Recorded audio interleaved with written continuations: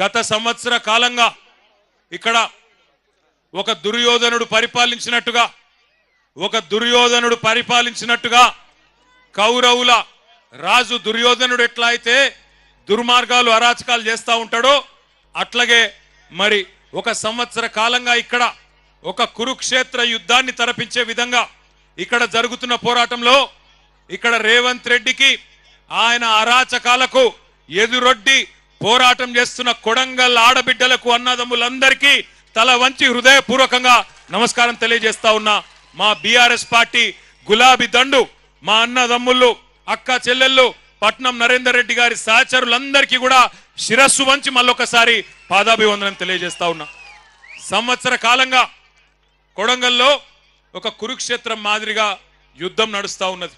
ఎందుకు 14 నెలల నుంచి మరి మీరందరూ ఆనాడు ఎంతో కొంత ఆశతోని మరి మా ఓడు ముఖ్యమంత్రి అయితే మా ఎమ్మెల్యే మా ప్రాంతం బాగుపడుతుందని చెప్పి ఓట్లేసి గెలిపించుకుంటే ఈ 14 నెలల్లో రేవంత్ రెడ్డి గారు ఎవరి కోసం పనిచేస్తున్నారో ఒక్కసారి ఆలోచన చేయండి. 14 నెలల పరిపాలన చూస్తూ ఉంటే ఒక్క పని రైతుల కోసం చేసింది లేదు, ఒక్క పని మహిళల కోసం చేసింది లేదు, ఒక్క పని పెద్ద మనుషుల కోసం చేసింది లేదు, ఒక్క పని ఇక్కడ ఉండే యువత కోసం చేసింది లేదు. ఎవరి కోసం పనిచేస్తున్నాడంటే అనుముల అన్నదమ్ముల కోసం, ఆయన అల్లుని కోసం, అదానీ కోసం, బావ మరుదుల కోసం, ఆయన కుటుంబ సభ్యులకు 100,000 కోట్లు దోచుకోవడానికి ఇక్కడ భూములు గుంజుకోవడానికి మాత్రం బ్రహ్మాండంగా పనిచేస్తా ఉన్నాడు. నేను ఇక్కడ బయలుదేరి హైదరాబాద్ నుంచి పరిగి మీదుగా ఇక్కడికి వస్తా ఉంటే తుంకిమెట్ల కాడ మనోళ్ళు జెండా ఎగిరేపించిండ్రు. అక్కడ ఒక తమ్ముడు 2001 నుంచి ఉన్న ఒక తమ్ముడు చారి చచ్చిపోతే అక్కడ పోయి ఆ కుటుంబాన్ని పరామర్శించి కొంత ఆర్థిక సాయం చేసి ఇటు దిక్కు వస్తుంటే కోసిగి దాకా వచ్చేటప్పుడు మార్గ మధ్యంలో ఒక ఊరెదురొచ్చింది. పెద్ద బోర్డు పెట్టున్నది, లగచర్ల గ్రామ పరిధి ప్రారంభం, లగచర్ల గ్రామ పరిధి ప్రారంభం అని రాసున్నది. మరి అప్పట్లో రేవంత్ రెడ్డి చెప్పిండు కదా, ఇక్కడ మా కొడంగల్ భూములల్లా తొండలు కూడా గుడ్లు పెట్టాయి కదా అన్నాడు కదా. మరి నిజంగానే ఇక్కడ తొండలు గుడ్లు పెడుతున్నాయా లేవా అని నేను మా సబితక్క నరేందర్ రెడ్డి అందరం అక్కడ దిగి చూసినాం. ఇప్పుడు మీరు కావాలంటే పోయేటప్పుడు మీరు కూడా చూడొచ్చు. లగచర్ల గ్రామ పరిధి ప్రారంభం అని బోర్డు ఉంది. బోర్డు పక్కకే భూముల నిండా పచ్చని వరి పంటలు బ్రహ్మాండంగా మొత్తం ఇక్కడికెళ్ళి అక్కడ దాకా విస్తరించున్నాయి. మరి నేను అనుకుంటే ముఖ్యమంత్రి ఉండేవాడని అబద్ధం చెప్తాడా? ముఖ్యమంత్రి ఉన్నోడు ఎవరన్నా అబద్ధం చెప్తారా? తొండలు గుడ్లు పెట్టాయి కొడంగల్ భూములల్లా అన్నాడు. పెడుతున్నాయా? మరి తొండలు గుడ్లు పెడుతున్నాయా కొడంగల్ భూములల్లా? పెడుతున్నాయా? పెడతలేవా? పంటలు వండుతున్నాయా? కొంటుండా ముఖ్యమంత్రి పంటలు? బోనస్ ఇస్తుండా? కందులు కొంటుండా? రైతు బంధు వడ్డదా? మొన్ననే చెప్పే కదా ముఖ్యమంత్రి అబద్ధం చెప్తాడా? మీరు అబద్ధం చెప్తురు. ముఖ్యమంత్రి కోసుకొచ్చిండు. కోసుకొచ్చి ఏం చెప్పిండు? టకీ టకీ టకీ టకీ అట. మేము నిజమే అనుకుంటుమి. కోసుగిలా చెప్పిండు కదా, ఓట్లేసి గెలిపించిన వాళ్ళకి చెప్పిండు కదా, అబద్ధం చెప్తాడా అనుకున్నా నేను. టకీ టకీ మన పడతాయి అన్నాడు. టకీ లేదు, టుకీ లేదు, ఇప్పటిదాకా ఏది దిక్కులేదు. ఒక్కల కన్నా ఇక్కడ మొత్తం కొడంగల్లా రైతు బంధు పైసలు పడ్డోళ్ళు ఒకసారి శైలా పట్టుర్రి. రైతు బంధు పైసలు పడ్డాయా? ఒకసారి పడనోళ్ళు శైలా పట్టండి. ఒక్కసారి వెనకకు తిప్పండి అమ్మా, కెమెరాలు వెనకకు తిప్పండి దయచేసి. జర మంచిగా శైలా పట్టుర్రి. కెమెరాలు తిప్పురు తమ్మి. రైతు బంధు రానోళ్ళు చెయ్యూపురి అడ్డంకి ఇట్లా రాలేదు రాలేదు రాలేదు రాలేదు అని. రేవంత్ రెడ్డి కనబడుతుందా? రైతు బంధు రాలే. రుణమాఫీ కానోళ్ళు ఒక్కసారి శైలా పట్టు. రుణమాఫీ జరగనోళ్ళు జరగలేదా? మీ కొడంగల్ కూడా స్పెషల్గా ఏం వేస్తలేడా టకీ టకీమని? లేవా? ఎక్కడ ఇవ్వలకేపోయినా కొడంగల్ మందం నూకుతుండేమో వెనకకెళ్ళి అనుకున్నాను నేను. లేదా అది కూడా బోనస్ పడ్డదా టకీ టకీ టకీమని? ఆడబిడ్డలకు 2,500 వచ్చిందా టకీ టకీ టకీమని? రాలే. తులం బంగారం పడ్డదా టక్కు టక్కుమని? రాలే. స్కూటీలు వచ్చినాయా చెల్లె నీకు? స్కూటీలు రాలే. మరి ఎవలకేమిచ్చిండు 14 నెలల్లో? ఎవలకేమిచ్చిండు? ఏమిచ్చిండంటే ఒకటి మాత్రం బాగా ఇచ్చిండు.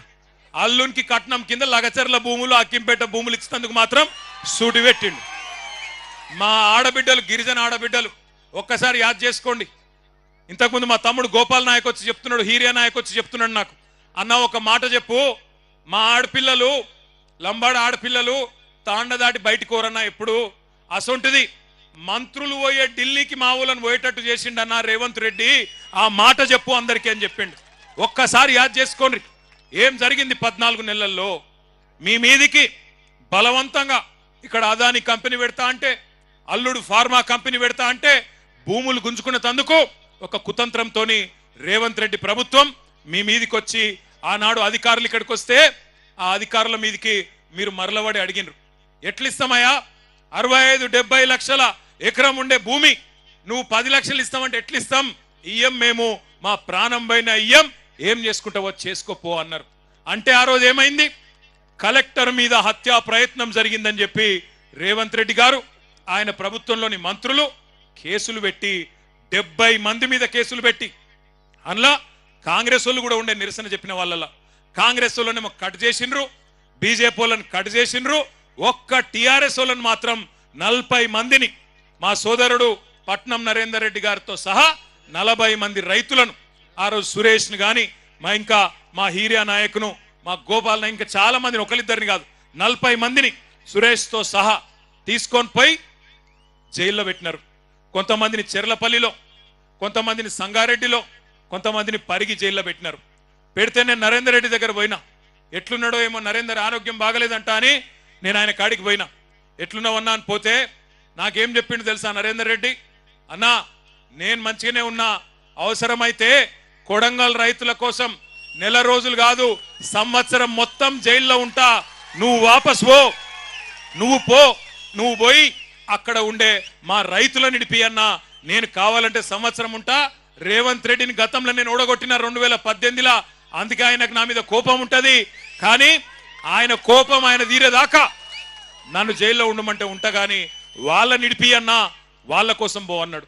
అప్పుడు నేను, మా సత్యవతి రాథోడ్ గారు, సబితక్క, శ్రీనివాస్ గౌడ్ అన్న, ఆర్ఎస్ ప్రవీణ్ అన్న, మాలోత్ కవితమ్మ అందరం కలిసి ఈ రైతు ఆడబిడ్డలు, నిజానికి మీకు తెలుసు నేను దుర్యోధనుడు అని ఉత్తగానే అనలే. దుర్యోధనుడు ఒకప్పుడు పాండవులను వాళ్ళ ఊళ్ళో ఉండనీయకుండా అడవికి పంపించిండు. ఓ గట్లనే రేవంత్ రెడ్డి కూడా మా ఆడబిడ్డలను వాళ్ళ తాండలో ఉండనీయకుండా అర్ధరాత్రి వాళ్ళ తాండల మీద తలుపులు వలగొట్టి ఆడోళ్లను ఇష్టం వచ్చినట్టు వాళ్ళను ముట్టడమే కాకుండా, ఇష్టం వచ్చినట్టు అవమానించడమే కాకుండా, బూతులు మాట్లాడడమే కాకుండా, పుట్టకొకలు చెట్టుకొకలన్నట్టు ఎక్కడోళ్ళనక్కడ జంగల్ పొంట ఉరికిచ్చిండు. అందుకే నేనన్న దుర్యోధనుడు అని ఉత్తగానే అనలే. ఆ రకంగా భూములు గుంజుకునే ప్రయత్నం చేస్తే ఢిల్లీకి పోయినాం. ఢిల్లీకి పోయి అక్కడ మా ఆడబిడ్డలు గర్జించినారు. 9 నెలల గర్భవతి సోదరి జ్యోతి, 9 నెలలు నిండి ఎప్పుడు కొడుకు ఉడతాడో ఎప్పుడు బిడ్డ ఉడతాడో తెలియదు.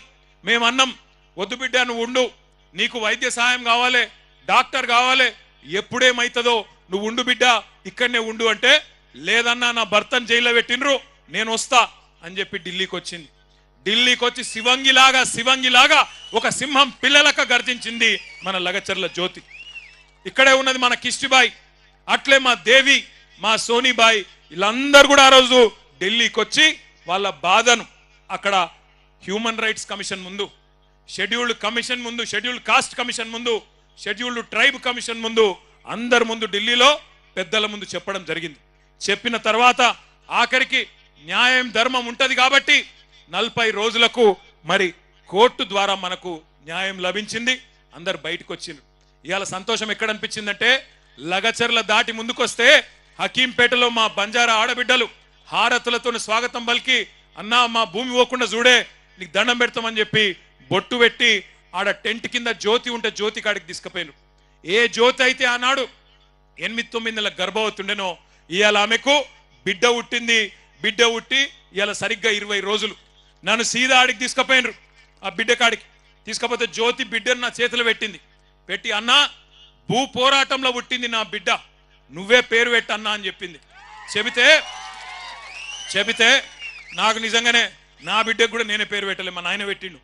కాబట్టి మరి నాకు ఇక మా చెల్లె జ్యోతి అవకాశం ఇచ్చింది కాబట్టి, నీ బిడ్డ భూమి పోరాటంలో పుట్టింది, మరి నేను 3 పేర్లు చెప్తా, నీ ఇష్టం ఉన్న పేరు నువ్వే చూసుకో అని చెప్పిన. నేను ఏంటిది అన్నది, ఒక వాళ్ళ ఇంటి పేరు పాత్లావత్, పాత్లావతేనా? పాత్లావత్. నేనేమన్నా అంటే పాత్లావత్ భూమి, ఒక పేరు భూమి, ఆడపిల్ల కాబట్టి భూమి.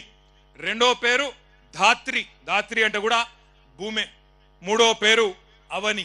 మూడిట్ల నీ ఇష్టం అన్న అంటే అన్నదిగా జ్యోతి అన్నది, జ్యోతి అన్నది ఆమె భర్త అన్నాడు. ఇద్దరు కూడా రవి, ఇద్దరు అన్నారు. ప్రవీణ్ ఇద్దరు అన్నారు, అన్న భూమి బాగున్నది, నా బిడ్డ పేరు పాత్లావత్ భూమి నాయక్, రేపటి నుంచి భూమి నాయక్ అని పిలుస్తా అని చెప్పిండు. సంతోషం, గుండె నిండా సంతోషం అనిపించింది. ఎందుకంటే ఇవాళ ఒక పోరాటంలో చిన్న పాత్ర మాది. నిజానికి పోరాడిందంతా ఇక్కడ కొడంగల్ భూమి పుత్రులు, కొడంగల్ ఆడబిడ్డలు.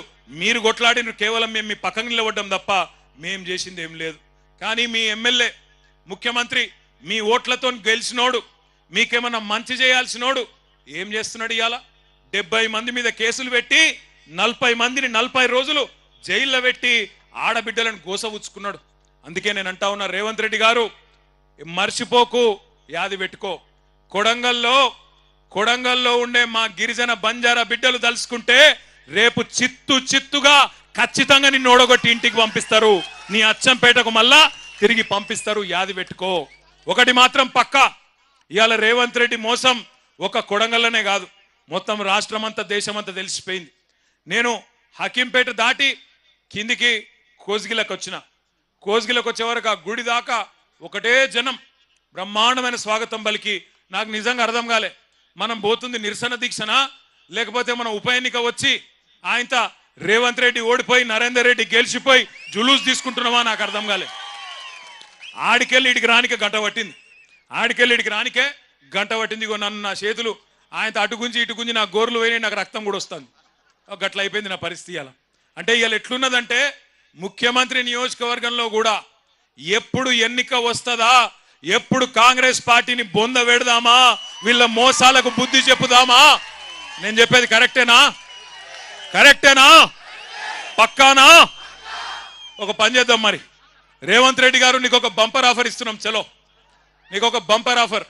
నువ్వు అంటున్నావు కదా నేను కుల గణన చేసిన బీసీలందరూ సంతోషంగా ఉండరు, నేను రైతు బంద్ వేసిన రైతులందరూ సంతోషంగా ఉండరు, రైతు కూలీలకు పైసలు వేసిన వాళ్ళు సంతోషంగా ఉన్నారు, అందరు ఇండ్లకు కాయిదాలు ఇచ్చిన పేదోళ్ళందరూ సంతోషంగా ఉన్నారు అంటున్నావు కదా. దమ్ముంటే రేవంత్ రెడ్డి కొడంగల్ ఎమ్మెల్యే పదవికి రాజీనామా చేసి మళ్ళీ ఇక్కడికి రా, ఎవరు గెలుస్తారో చూద్దాం. నీకు మాటిస్తున్నాం. మేము ఇంతమంది రాము, నువ్వు భయపడకు. మేము ఇంతమంది రాము ప్రచారంకు. మా పట్నం నరేందర్ రెడ్డి నామినేషన్ వేసి ఇంట్లో కూర్చుంటాడు, బయటికి కూడా రాడు. మేము జిల్లా నాయకులం కొంతమందిని తిరుగుతాం. గెలుచుడు కాదు నేను చెప్పేది. 50,000కు ఒక్క ఓటు తక్కువ వచ్చినా నేను రాజకీయ సన్యాసం చేసి మళ్ళా రాజకీయంలో కూడా ఉండా. ఇది వాస్తవం. ఈరోజు కొడంగలే కాదు రాష్ట్రం మొత్తంలో వాస్తవం ముఖ చిత్రం ఇది.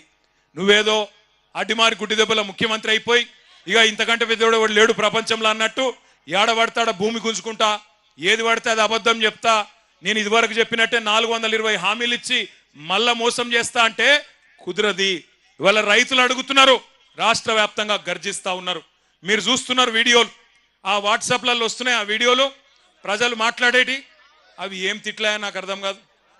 అవి ఏమన్నా తిట్లా? ఇంకోడు మనిషి అంటోడైతే బకెట్లో 2 మగులు నీళ్ళు పోసుకొని దుంకి చచ్చిపోతుండే. ఇక రేవంత్ రెడ్డి కాబట్టి ఇక నడుస్తుంది, రేషం లేని బతుకు కాబట్టి నడుస్తుంది. నేను అంటున్నా, ఒక్కసారి ఆలోచన చేయండి. అవి ఏం తిట్లు? తెలుగు భాషలో గన్ని తిట్లుంటాయని కూడా తెలియదు నాకు. రకరకాల తిట్లు తిడతాను. భయం కూడా పడతలేడేవాడు. ముఖ్యమంత్రి అన్న భయం లేదు, ప్రభుత్వం అన్న భయం లేదు. గొట్టం పెడితే చాలు ఇక చెడ తిట్టుడు. అటు 7 తరాలు ఇటు 7 తరాలు తిడుతురు.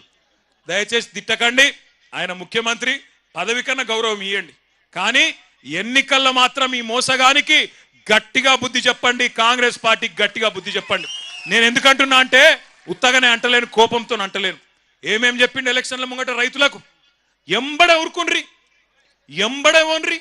2 లక్షల రుణం మాఫీ చేస్తా, మీరు పోయి తెచ్చుకోగానే డిసెంబర్ 9 నాడు సంతకం పెట్టనే పెడతా అని చెప్పిండు. అయిందా రుణమాఫీ? ఏడ మొదలైందో తెలుసా రుణమాఫీ కథ? డిసెంబర్ 2023లో రేవంత్ రెడ్డి గారు ముఖ్యమంత్రి కాగానే మీటింగ్ పెట్టిండు. మీటింగ్ పెడితే బ్యాంకు వాళ్ళు చెప్పారు, సారు మరి నువ్వేమో అడ్డం పొడుగు ఎటు పడితే అటు నరికినావు, 49,500 కోట్ల రూపాయలు కావాలంటే 500 తక్కువ 50,000 కోట్లు 50,000 కోట్ల రూపాయలు కావాలి, యాడున్నాయి పైసలు అని అడిగినారు. అడిగితే ముఖ్యమంత్రి గారు నవ్విండట. హే నవ్వి, ఇక్కడ లంకె బిందెలు ఉంటాయనుకొని వచ్చినా, లేవు కదా, లంకె బిందెలు ఉంటాయి, నాకు అర్థం కాదు ప్రభుత్వం లేనన్నా అని అన్నాడు. 49,500 కోట్లు. కానీ తెల్లారు ఏమన్నాడో తెలుసా రేవంత్ రెడ్డి? ఎక్కడో మీటింగ్లో మాట్లాడుకుంటా, ఏమున్నదా 40,000 కోట్లు నేను ఒక్క సంవత్సరం కడుపు కట్టుకుంటే అవినీతి చేయకపోతే కట్టి పారేస్తా 40,000 కోట్లు అన్నాడు. అంటే తెల్లారి వరకే 9,500 కోట్లు ఎగిరిపోయింది. మళ్ళా మూడో రోజు క్యాబినెట్ మీటింగ్ పెట్టిండు. క్యాబినెట్ తీర్మానం చేసిర్రట. ఏమని? రైతు రుణమాఫీకి 31,000 కోట్లు సరిపోతాయని. ఇంకో 9,000 కోట్లు మింగిన రాయంత. ఆడికెళ్ళి మళ్ళా బడ్జెట్ పెట్టిండు అసెంబ్లీలో. బడ్జెట్లోకి వచ్చే వరకు 26,000 కోట్లు అని పెట్టిర్రు. మొన్న చూస్తే ఇక్కడనే కొడంగల్కి వచ్చి మాట్లాడుతుండ్రు రేవంత్ రెడ్డి, నేను 18,000 కోట్లు ఇచ్చేసినా అయిపోయింది రుణమాఫీ అని. అవతలనేమో బట్టి విక్రమార్క గారు ఉప ముఖ్యమంత్రి గారు సావు కబురు సల్లగా చెప్పిండు. 18,000 కోట్లు ఎక్కడి, మనం ఇప్పటిదాకా 10-11,000 కోట్లు కూడా వేయలే అని బ్యాంకుల్లోకి చెప్పిండు. యాడ 49,000 కోట్లు, యాడ 11,000 కోట్లు, చారాన కూడా కాలే. నేను చెప్పేది కరెక్ట్ అయితే గట్టిగా సపోర్ట్లు కొట్టండి. కరెక్ట్ అయితేనే, అవద్దని చెప్పొద్దు. మనం కరెక్టేనా? వినబడతలేదు, గట్టి కొట్టాల. నిజమైతే రుణమాఫీ చారాన కాలే. అయితే నిన్న మా సబితక్క గిట్లనే ఒక మీటింగ్ పెట్టింది. ఆ చేవెళ్ళ కాన్స్టిట్యున్సీలో నవాబ్పేట అని ఊరు ఉంటుంది, ఆడ ధర్నా పెట్టింది సబితక్క పోయి ధర్నాలో కూర్చొని రుణమాఫీ అయ్యిందా కాలేదా అని అడిగితే ఎదురుగా ఒక రైతు లేచిండట. లేచి అక్క అయిపోతుంది అక్క అన్నాడట. ఎప్పటికి అయిపోతుంది తమ్మి అంటే, ఫిబ్రవరి 31 వరకు ఖచ్చితంగా చేస్తాడక్క రేవంత్ రెడ్డి అన్నదట. ఫిబ్రవరిలో 31 రోజులు ఉంటాయి. మీరు అమాయకులు ఉన్నారు కొడంగలోళ్ళు బాగా. ఫిబ్రవరి 31 అంటే కూడా నమ్ముతాడు. ఫిబ్రవరిలో 28 రోజులు ఉంటాయి. 4 ఏళ్ళలో ఒకసారి 29వ రోజు వస్తుంది. 31 ఆడుంటుంది. రేవంత్ రెడ్డి కథకి ఇట్లుంటుంది. తులం బంగారం అన్నాడు, వచ్చిందా? పెళ్లి లగ్గాలు ఆగిపోయినాయి, అవుతున్నాయా? మరి ముఖ్యమంత్రికి తులం బంగారం దొరుకుతలేదా? ఏడా బంగారం షాపులోడు నమ్ముతలేడా? ఏంది పతార లేదా ముఖ్యమంత్రికి? తులం బంగారం లేదు, స్కూటీ లేదు, రుణమాఫీ లేదు. ఏమన్నాడు ఆ రోజు రైతులను? కేసీఆర్ బిచ్చమేసినట్టు 10,000 ఇస్తుండు, నేను 15,000 ఇస్తా అన్నాడు.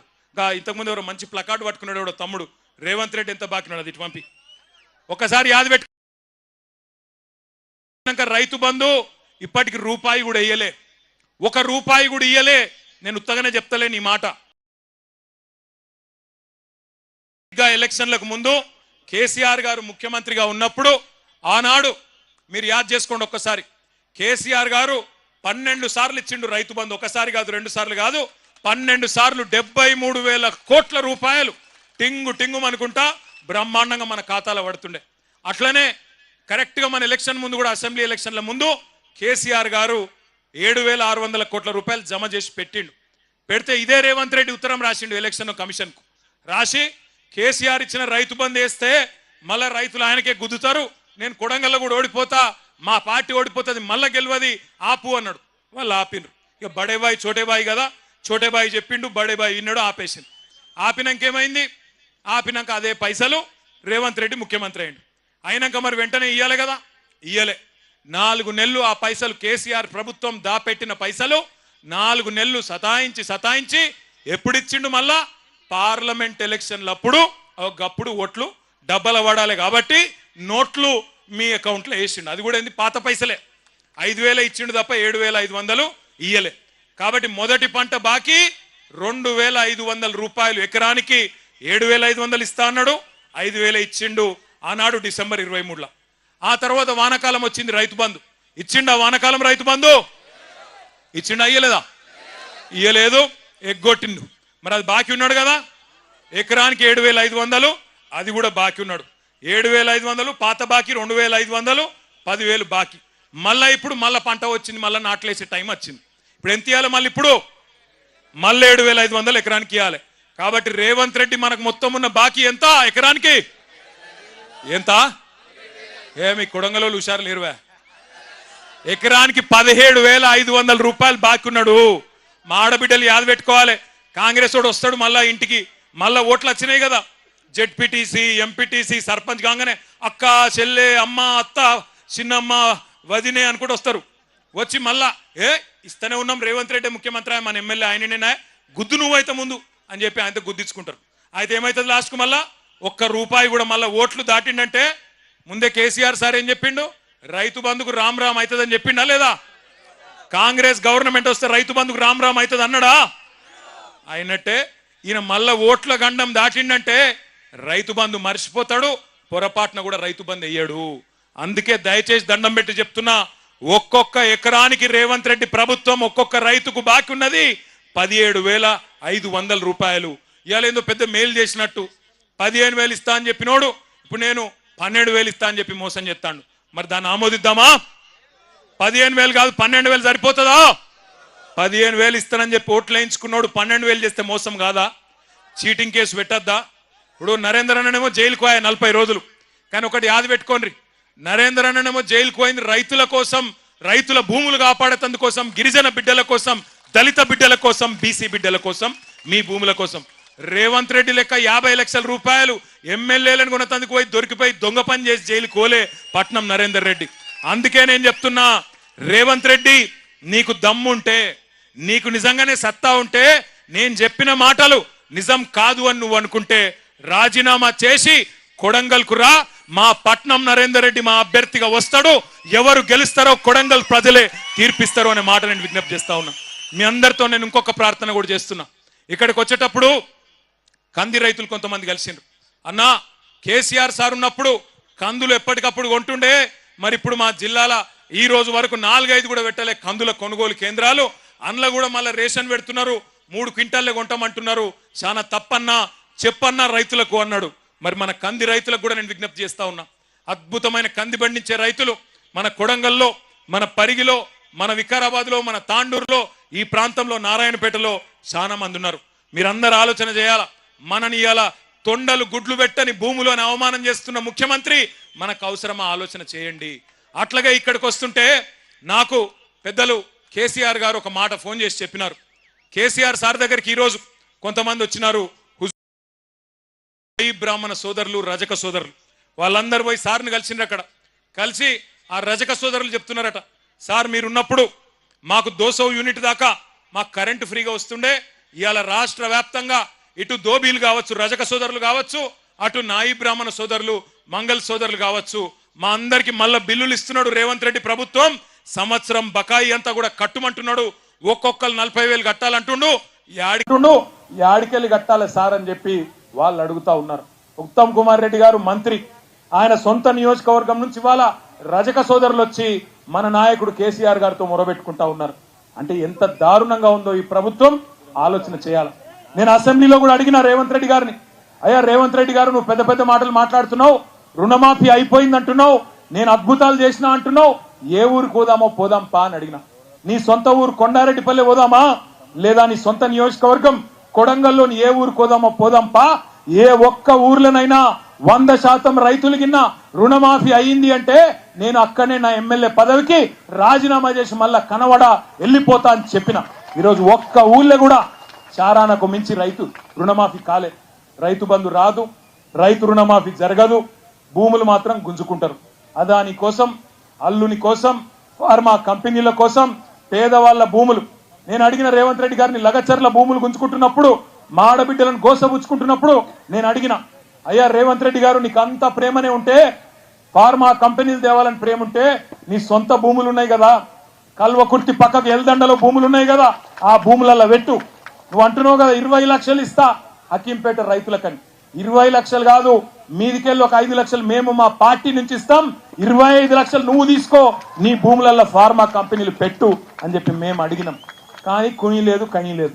ఇవాళ అదాని కోసం, అనుముల అన్నదమ్ముల కోసం ఇష్టం వచ్చినట్టు కొడంగల్ను వాడుకుంటా, ఇక్కడ ఆడుకుంటా అంటే ఇది నీ అయ్య జాగీరు కాదు, నీ తాత జాగీరు కాదు, గుర్తుపెట్టుకో రేవంత్ రెడ్డి అని చెప్పి హెచ్చరిస్తా ఉన్నాం. ఇక్కడ ఉన్నది యోగి గులాబీ జెండా ఉన్నంత కాలం, తెలంగాణ ప్రజలకు కేసీఆర్ ఉన్నంత కాలం ఎక్కడ అన్యాయం జరిగినా, అది కొడంగల్ కావచ్చు, ఇంకొకటి కావచ్చు, అక్కడ గద్దల్లాగా వాళ్తాం, మీ అందరికీ రక్షణగా ఉంటాం. ఎక్కడ ఎవడెవడు ఇలా కొడంగల్లో మా నాయకుల మీద కేసులు పెడతా ఉన్నారు. నిన్న రాత్రి ఈ మీటింగ్ కు రాకుండా ఉండేందుకు రైతు సోదరులు ఎక్కడికక్కడ కాంగ్రెస్ వాళ్ళు చికెన్ దావత్లు పెట్టిరాడు. చికెన్ దావత్ పెడితే మంచిగా తినూరి. రేపు మళ్ళా ఎలక్షన్లప్పుడు కూడా దావత్తులు అవి ఇవి మస్తుంటాయి. ఇక కొడంగల్ కదా, పైసలకేం తక్కువ ఉంటుంది. ఇక ఆడ ఈడ చంపుతున్న పైసలు ఉన్నాయి మస్తుగా రేవంత్ రెడ్డి కాడ.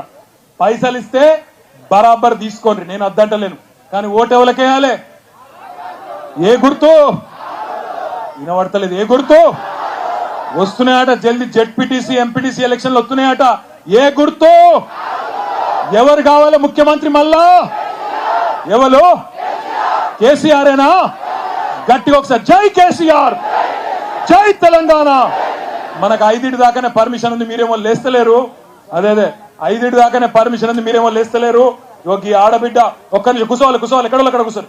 ఈ ఆడబిడ్డ రేవంత్ రెడ్డి పైకి రా బిడ్డ, తొండలు గుడ్లు పెడతలేవంటే ఈ బిడ్డ ఒక వీడియో పెట్టింది. ఆ అమ్మాయి ఒక్క నిమిషం, నీ పేరు బిడ్డ మర్చిపోయాను, మంజు ఒక్క నిమిషం మాట్లాడుతుంది. జై తెలంగాణ. మా భూముల జోలికి వస్తే ఒక్కొక్కడికి భూములు ఇవ్వడం కాదు, అంతు చూపిస్తాం. ఒక్కసారి ఎక్కడో ఉండి మాట్లాడడం కాదు, ఇక్కడికి వచ్చి ఇంతమంది జనాల ముందర నిలబడి నువ్వు ఎలా అడగాలో అలా అడుగు. మేము ఇస్తామా లేదా అది తర్వాత విషయం. నువ్వు ఇవాళ అక్కడ ఉండి మాట్లాడడం కాదు. మేము ఓట్లేసాం కదా, మా బాధలు నీకు కనిపించట్లేదా? మేము ఓట్లేసినావా? వెయ్యని వాళ్ళు వచ్చి మాట్లాడుతున్నారు, నువ్వెక్కడ ఉన్నావు సార్? మా గొంతులు వినిపించట్లేదా? ఇంత గట్టిగా అరుస్తున్నాం కదా, మా బాధలు వినిపించట్లేవా? ఇంత ఏడుస్తూ చెప్పే మాటలే నీకు వినబడట్లేదు. ఏంటి ఏడుస్తూ చెప్పే బాధలు కూడా నీకు వినబడట్లేదు? మా నాన్న అడుక్కొని తిన్నాడంట ఇన్ని రోజులు.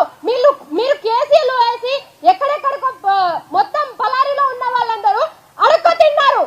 ఇలాంటి పరిస్థితికి తీసుకొచ్చావు సార్ నువ్వు. మాకు ఓట్లు వేసింది మమ్మల్ని ఊళ్ళో నుంచి వెళ్ళగొట్టడానికి కాదు, ఊళ్ళో ఉండి పంట పొలాలు పండించండి, నేను మీకు తోడుగా ఉంటావని చెప్తావని ఓట్లేసాం. మా బాధలు అర్థం కావట్లేదా?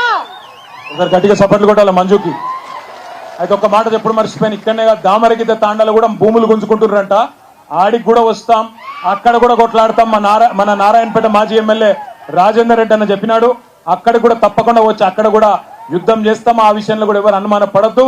మీరు దయచేసి ఒప్పుకోకపోతే చాలు, మీరు కన్సెంట్ ఇవ్వకపోతే ఏ ప్రభుత్వం కూడా గుంజుకోలేదు. ఆఖరికి ఒక మాట చెప్తున్నా, చివరికి ఒక మాట చెప్పి నేను ముగిస్తా. ఈ కొడంగల్ ప్రాంతానికి నీళ్లు తెస్తున్నా అని చెప్పి రేవంత్ రెడ్డి గారు 4350 కోట్ల రూపాయలతో నీళ్లు తెస్తున్నా అని చెప్పి కొత్త ప్రచారం మొదలుపెట్టిండు. ఆ ప్రాజెక్టు కేవలం ఆయన కాంట్రాక్టర్ మంత్రి కోసం, ఆయన కమిషన్ల కోసం తప్ప మీకు నీళ్లు ఇయ్యని కోసం అయితే కాదు. ఎందుకంటే పాలమూరు రంగారెడ్డి ఎత్తిపోతల పథకంలో ఇప్పటికే 150,000 ఎకరాలకు నీళ్లిచ్చే సౌలతు కేసీఆర్ గారు పెట్టినారు. 90% పనులు పూర్తయినాయి. 10% పనులు పూర్తయితే మీకు నీళ్లు వస్తాయి. కానీ రేవంత్ రెడ్డి గారు ఆయన కమిషన్ల కోసం, పైసల కోసం, కాంట్రాక్టర్ మంత్రి కోసం ఇవాళ కొత్త లిఫ్ట్ పెట్టి జూరాలకెళ్ళి నీళ్లు తెస్తా అంటుండు. పచ్చి జూటా మాట నమ్మొద్దు అనే మాట కూడా రైతులకు విజ్ఞప్తి చేస్తూ ఆఖరికి మా చెల్లె మమ్మల్ని పెయిడ్ బ్యాచ్ అని అన్నారు. కానీ మేము కేటీఆర్ అన్న మమ్మల్ని సపోర్ట్ చేయలేడు అని అంటలేము. మమ్మల్ని ఎప్పటికీ ఆదుకున్నాడు కేటీఆర్ అన్న. అసలు మాకు ఎవరు పైసలు ఇయ్యలేరు, మాకు బాధలు ఉన్నాయి, మేము బాధపడుతున్నాం.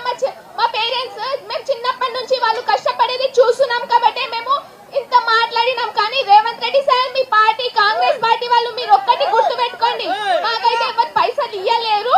మేమైతే కేటీఆర్ అన్న హెల్పింగ్ నేచర్ చూసి మేము కేటీఆర్ అన్న సైడ్ మాట్లాడుతున్నాము. రేవంత్ రెడ్డి సార్ మీరు ఒక్కటే గుర్తు పెట్టుకోండి, మీరు చీఫ్ మినిస్టర్ అయిపోతున్నా. చీఫ్ మినిస్టర్ కాదు, మీరు చీఫ్ మినిస్టర్ అయిపోతున్నారు. మీ అబద్ధాలు అన్ని అబద్ధాలు మాట్లాడుతున్నారు మీరు. జై తెలంగాణ. అందరికీ ఒకే మాట, దయచేసి మాయ మాటలు నమ్మకండి. దయచేసి ఇక్కడ ఉన్న ప్రతి ఒక్కరికి మాయ మాటలు నమ్మకండి. మాయ మాటలు నమ్మించి మోసం చేస్తారు. నమ్మకండి ప్రజలారా.